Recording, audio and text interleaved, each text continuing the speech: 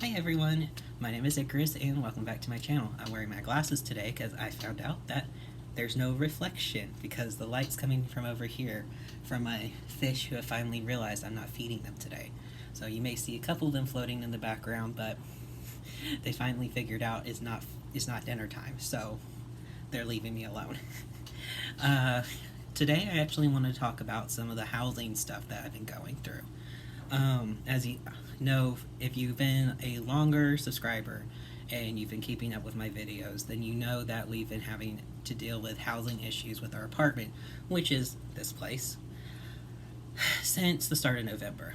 So Brian and I have been looking to get into a house and basically let the people here evict us. The positive side is we are putting an offer in for the house today. Our real estate agent, Laura, she is doing that currently, and we're hoping to be able to get an inspection on Wednesday before we put down a good faith deposit. But I thought, in order to get all of the emotions out, maybe it'd be a good idea to share with you all the process so far. That way, if there's any people that are wanting to understand a bit more about housing and how if owning a home may be for you, then, well, this is a really layman's process through the journey so far. So let's start with why we decided to start actively looking now instead of closer to when our lease is up in August. It's entirely because of this apartment. At the start of November, we had a nasty sewage flood that was it made our apartment uninhabitable, but we still lived in it because we weren't given any information about what was toxic and what was not. After that finally got fixed after several days, our ceiling leaked near the kitchen in the hallway because that little black hole is a hallway that leads to our bedroom and Briar's office. It's the same room. And that ended up causing an outlet to go on the fritz, well, two of them actually, on the other side of the wall of this tank, which meant we then had to plug the fridge into our bathroom. And I count my lucky stars that it didn't affect this fish tank because while I have some cords that could have moved everything to another wall, it would have been extremely frustrating and we might not have caught it in time because at the time I was also dealing with a bad case of ick from one of the rummy nose, which if you see anybody in the background with like a red nose and black and white stripes on their tail, that's one of the rummy nose. Thankfully, we only lost a couple of rummy nose from that outbreak, and it didn't go to the other tanks. So we were dealing with that, and we've been extremely frustrated with the apartment leading up to this for different issues, including like the fridge repeatedly going out and making us lose hundreds of dollars of food over time, and they would not listen to me when I said we really need to replace it. It's happening more and more often to the point that I actually blew up at the maintenance person and argued with him for about half an hour, which I know solves nothing, but I did finally get to see a print off of the request sheet work order stuff, and it was messy and not good, and I believe that someone has taken over our apartment complex because they have gotten worse. So we looked up the laws, and from what we can tell, so long as we have paid rent on time and we haven't like left this place in a total mess, then there's no reason that they would pursue us financially for the rest of the rent. They would just choose to evict us. And it would go on our record as we were evicted, but we're going to have a house, so we don't plan on renting, preferably ever again. And for us, this works because we do plan on staying in Philadelphia long term. We would ideally make this home kind of like where we're going to live for the rest of our lives. We're really going to make it our own, despite what Briar's mom thinks. I have issues with her that we're not going to get into because that's family stuff. Anyway, so starting the process, we looked first for a realtor that we felt would work well with us. I scoured reviews online. I also asked the Philadelphia subreddit, and they recommended several people because I had also specified that we're both queer, trans, looking for a person that's willing to work with that sort of thing. And we ended up with Laura, who is from Love Your Block.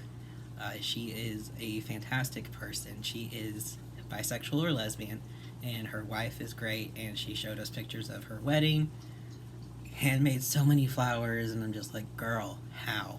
Um, so she's been great. We've been speaking with her since August of 2021, and I rang her up and I was like, Laura, I need out. We have this much money. What can we do? And so she started us on the trail of, you probably need around this much money. I'm going to get you in contact with a mortgage person, and they will start the approval process for the mortgage. So we got in touch with the mortgage person, and there was a lot of back and forth that caused some delay. It was mostly stuff like I didn't get Briar's income correct at first because I thought they were making more money than they actually are.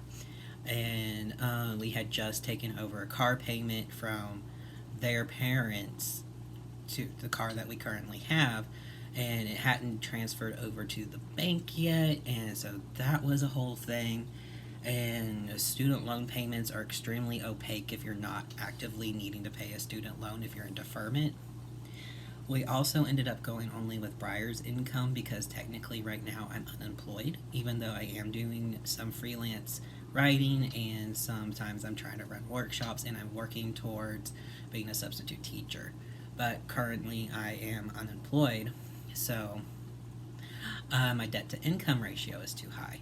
And what that is they take your debt, so stuff like student loans, if you're paying on them, car payments, credit card payments, other loan payments, and I had taken out a loan to pay off my credit card from the COVID situation, as I'm sure many people have done. And so I took out a loan that had a lower interest rate, meaning that they're charging me less money per month that I haven't paid everything off, so that I could pay off my credit card. But because I have all these different loans and I'm technically not making income, my debt to income ratio is kind of like 100% debt, 0% income. Which, the banks don't like that. That makes it hard for them to agree to give you a mortgage.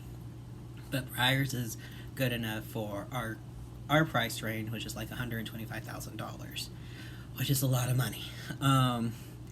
Luckily, and this varies from state to state, and I'm not sure how this works out of country, but in the U.S., in Pennsylvania, they have several sort of grants and things for first-time homeowners where they will pay a portion of your closing costs. They'll do all this sort of stuff to try and get you into a house, and it works a lot. And we were able to eventually get approved for a good mortgage where they're saying the base cost would be around like just under $800 a month, and that includes the mortgage, mortgage insurance because we're putting less than 20% down, house insurance, all of that stuff. It all gets rolled into that payment. So then the only things we have to worry about individually is like electricity, utilities, sewage and garbage disposal, and internet. And our house is on a furnace and not an oil burner or anything, so that gets included with the electricity. That's another thing, because I live in Philadelphia and we've been looking at older homes. A lot of older homes still have like the old radiators that you need to use gas for. And I don't think it has any AC currently, but that's a summer us problem to see if that is a problem. So for us, the amount of money that we're going to need at closing is probably around $8,000. And that includes an inspection, which is something that is recommended for everyone, as well as the actual closing costs and moving. We're trying to set aside about $500 so that we can rent the moving truck, get some help moving big stuff like this whole thing, and get everything into the house. That's really all we need is like some extra buckets and bubble wrap for our fish children, and probably some more boxes because I think we broke down and got rid of the boxes from us moving in. I know, not the smartest, but I have to dig those out. We're also going to be making some extra income by trying to sell some of our excess furniture, because my goal is we're going to completely renovate. I want to make built-ins, I want to build our own furniture. I want it to suit the space and our aesthetic, which is a mixture between the house from up and cottagecore witch. So that is kind of currently where we're at. So it took a while for us to get the mortgage approval. And as soon as we got the information, we got the underwriting done, which basically what that means is the person who's been talking to us sends it to a bunch of nerds who actually do the writing of like the documentation. They make sure that we would be more likely to pay our mortgage monthly than some other people. And that's actually what caused like the 2008 housing crisis is banks were approving really bad mortgages and really bad loans. And it's called the housing crisis because they were giving out mortgages and loans for everyone to have a house. And the bubble burst, and then we had all the bailouts and stuff because the banks were failing because they couldn't get the money off of these loans and the mortgages they were getting. And there was a too big to fail, so they stuffed money into it instead of helping the actual people that needed help. That's the layman's version of that, at least. I was like 15 when that happened, so and clearly I don't have my phone. Without my phone, I have no brain cells. That's just how it is. So moving on from that, so as soon as we got that information, I told Laura and a realtor, and she said, okay, cool, do you have 5 houses? I sent her the 5 addresses because what I've been doing is I will comb through the listings that we can see on Zillow and through the MLS program website that she gave me access to. And I find ones in our range, then I try and find ones within what we want. And then Briar and I will go through them and we looked at different things like transportation, if it's close to public transit, because both of us would prefer to be able to use that over driving if need be. Is it close to any like grocery stores, be it a mini market or an actual like bigger grocery store? And is it close to things like any parks or stuff like that? So we'll look at that, then we'll look at any of the pictures of the house, and we are looking to see if the kitchen is too dark because that's Briar's space. I'm looking at the different bedrooms and the basement because I want to convert one of the bedrooms to an office for them, and I want to convert the basement to a workshop for me. And if there's any pictures that show like it's really gross and there's leaves and there's wet standing water, then obviously that's not for us. So we look at that, we parse it down to 5 that we feel like is within our budget and has most of what we want, and we send it over to Laura and she sets up the showings. And so yesterday, Sunday, we went out to look at, ended up being 4 houses because Laura is a fantastic person. She actually stopped and went over to one of the houses and saw that something was going on in the roof where she could see the sky where she shouldn't see the sky. So we went and visited 4 other houses, and we actually fell in love with the first one we went to. Now I'm going to actually talk about the house and what we look for in the houses. So for us, a couple of big things is a little bit of a yard space, specifically in the backyard, front yard, good too. And we're looking at Philadelphia row houses. So these are houses that were built in a line all together. They share walls. They're called party walls in between each other, except for the 2 at the end will only share 1 wall. We were looking at ones that share party walls on either side. A lot of the houses that we are looking at, I think all of them actually, were built in the 1920s, so they're plaster and lath instead of drywall. Basically what that means is there's like a lattice thing, and then they put plaster on it. And when you knock on it, it feels as hard as concrete, I swear to God. Because we're looking at these older houses, we're also looking at making sure wiring is up to date. Up until, I believe, the 1950s, 1960s, they were doing knob and tube wiring, and then they completely changed the wiring around, so anything after that time period is totally fine. The wiring in the house that we have chosen to put an offer in on is from 2003, so that's good. What else? The older houses, some of my dream things are like, I'm in West Philadelphia. I want the nice big porch that you step in and you feel small because the roofs are so high.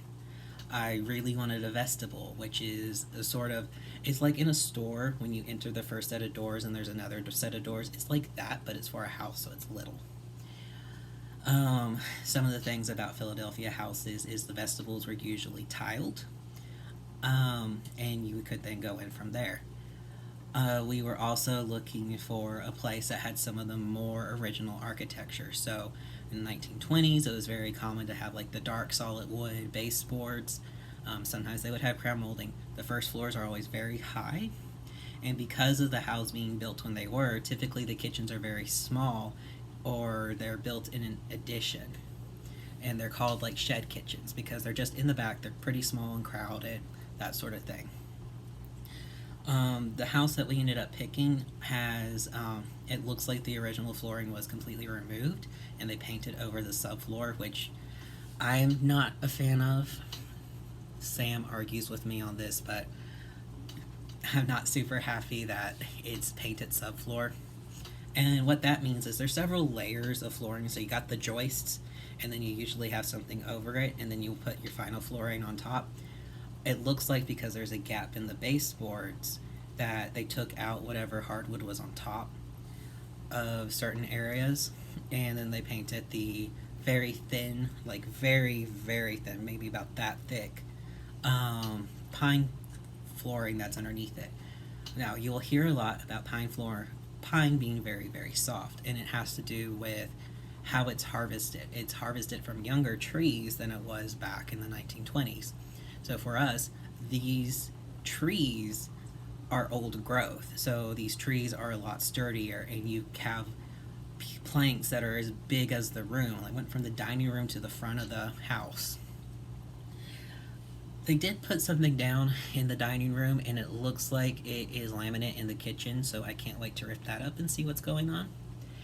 But other big things about townhouse or row houses in Philadelphia is they'll usually have a converted fireplace because they would go from burning wood to stove furnaces, usually in the basement. And this one in particular has 2 vents in the first floor, 1 vent in the living room, 1 vent in the kitchen, that where they would have had like a wood burning stove or something like that in the basement, and that would have forced the hot air up because hot air goes up. Other cool things is the bathroom has a drop ceiling to hide some of the lead paint, and we'll get into that in a minute.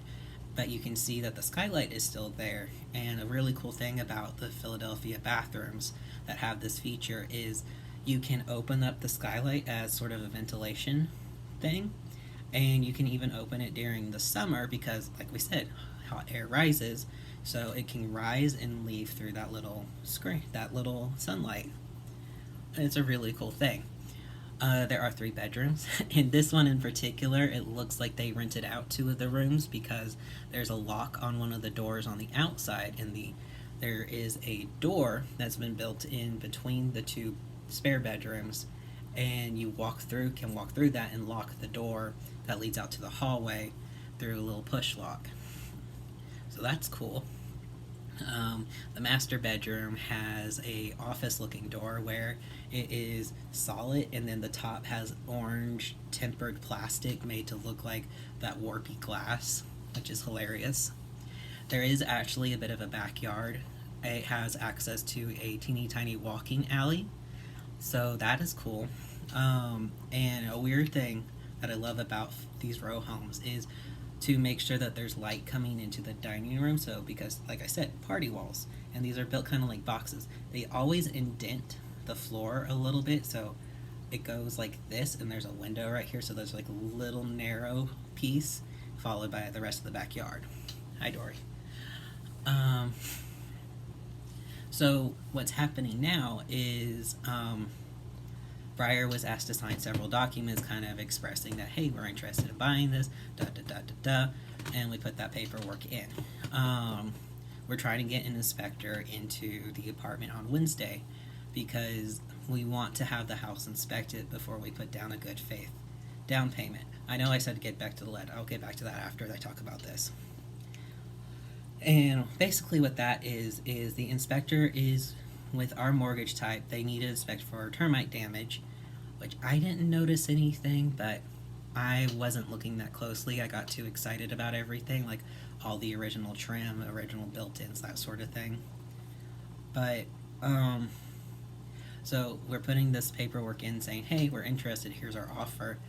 Wednesday, we'll try and get an inspector in, and he's going to look at everything. He's going to look at the electricity, he's going to look at the water, he's going to look at the roof and make sure that's okay. He's going to look at all the wood. He's going to make sure there's no radon, which is this odorless gas that's really bad for you. And he's just going to make sure that the house is livable, essentially. So long as that passes and is kosher, then we can put down a good faith down payment saying, hey, we're interested, and negotiations can happen. We're probably going to ask for $115,000 and for them to finish putting a window in that is just on the floor. Like I said, I'll get back to that in a minute. The asking price is currently $119,000, which is within our budget. And from there, we have to put in some more paperwork with the mortgage company, sort of solidifying that Briar's got the student loans, that they used to work as a research assistant, that sort of thing. And then, hopefully by February 25th, things will be closed and we'll be signing the contract and moving in, changing out the keys. So let me talk about the lead paint. There's two things that used to be put into a lot of houses that we now know are bad for you: lead paint and asbestos. So lead paint, you'll find it on the walls, windows, that sort of thing. It's everywhere. A really big thing with lead paint is if you're not messing with it, it should be fine. Now, if you bring children into the home, that's when you're going to have to get rid of the lead paint. Usually you can cover it up or something like that, like with an extra layer of paint. Places where this is hard to do are the windows. And this is why I brought up the window, because the windows obviously have lead paint on them.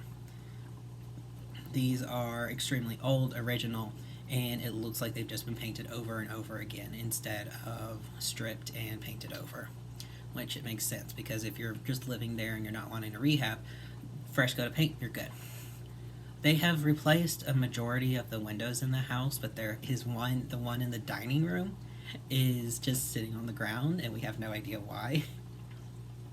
So we're just like, hey, can you put that in, please?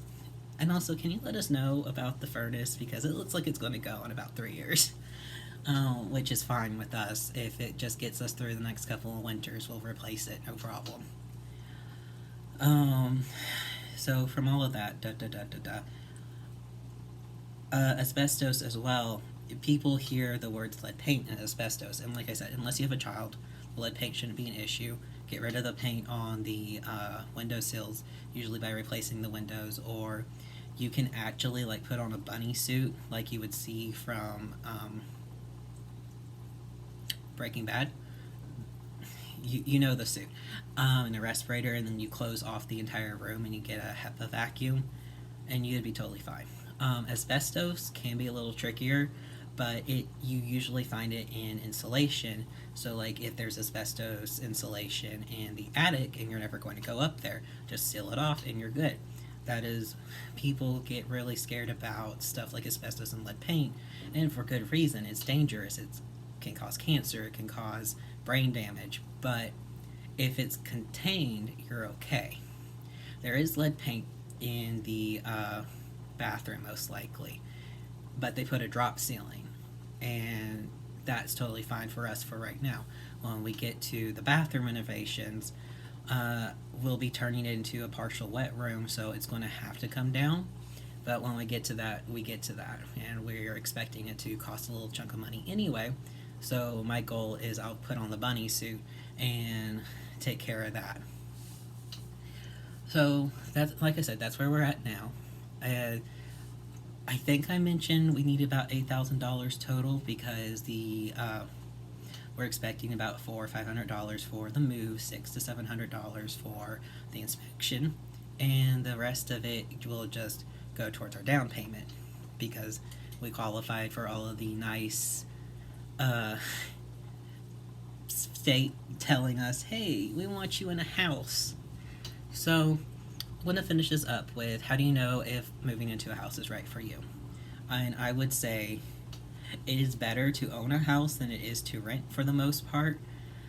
Because, yes, you do have to worry about maintenance issues on your own. Those costs do add up.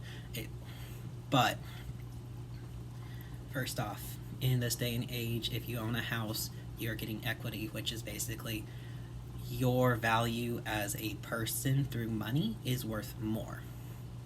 Like, your house can be used as a thing for future loans because you have a house. You can say, hey, I've got this house. If I don't pay off this loan, you can have my house. Then you just pay off the loan and you're good. I realize it sometimes can be harder than that for people, but I would also advise buying a house generally because our rent is $1,600, and yes, that includes everything except for electricity. But our mortgage payment's going to be under $800. It's going to be like $793.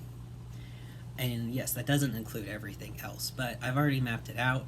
I've looked at estimates, and we're looking at maybe an extra $200-300. So at the end of the day, we're going to be in a lot more financial freedom, and we'll be able to put money away for those big things. Like I mentioned, the furnace wasn't in the best shape, so it's very likely going to need to be replaced in a couple of years.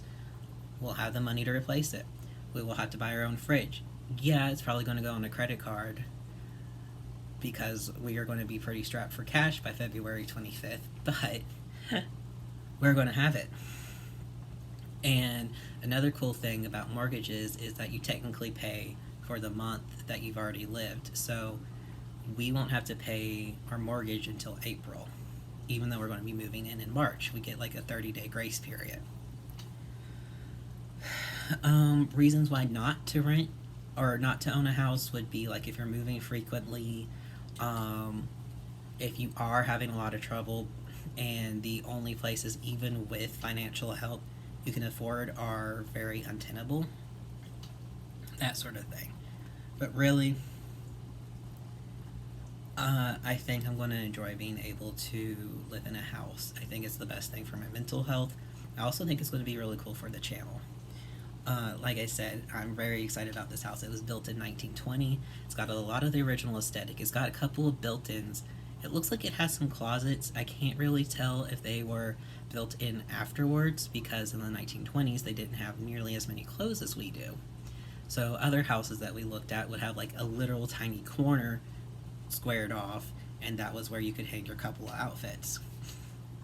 These are noticeably bigger, but I don't know. I'm excited. I am looking forward to this. I'm looking forward to update y'all over the course of the next couple months of where we're at, as well as continue to document our process through home owning as a literal idiot.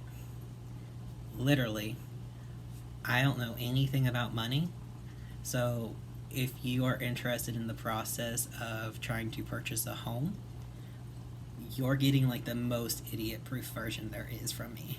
Alright? So, if you guys got any questions about it, please let me know. I'll try and do some research, or I'll ask the people that are helping us, and I'll update this. Otherwise, y'all have a good day. I got my COVID booster today. It fucking hurt. I bled like a pig. And I have to get my testosterone shot tonight. So, I hate needles. But yeah, stay hydrated, guys. My throat is very itchy, or I could probably talk for another year about my plans for the house. And stay safe. I'll talk to you tomorrow. Bye.